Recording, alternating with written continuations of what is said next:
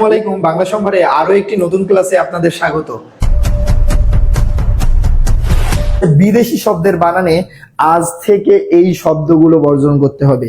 বিদেশি শব্দের বানানে এই সকল শব্দের ব্যবহার হয় না। বিদেশি শব্দের বানানে কিসের ব্যবহার হয় না? দীর্ঘ ই, দীর্ঘ রে, ও, ইও, মূর্ধন্য, মূর্ধন্য স, ক্ষীয়, এই শব্দগুলোর ব্যবহার বিদেশি শব্দের বানানে হয় না। তো এখন দেখেন, বিদেশি শব্দের বানানে এই সকল শব্দগুলোর ব্যবহার হয় না, কিন্তু আমরা একটা সময় লিখতাম না, এই গ্রিন শব্দটাই তো আমরা এইভাবে লিখতাম। গ্রিন শব্দটা দেখেন, আমরা যখন ছোটবেলায় শিখছি গ্রিন শব্দ এইভাবে লিখেছি না?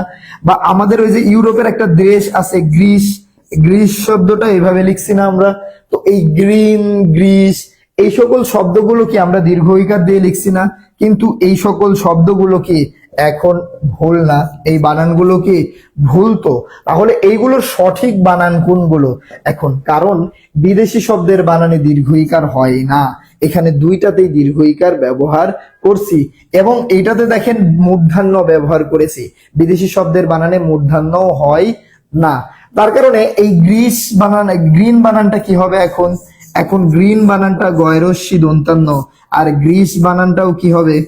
গ্রিস বানানটাও গয়রস্যি দন্ত স, গ্রিস। তো আমাদের এই বিদেশি শব্দের বানানে এই সকল শব্দগুলো ব্যবহার করা যাবে না। কি কি?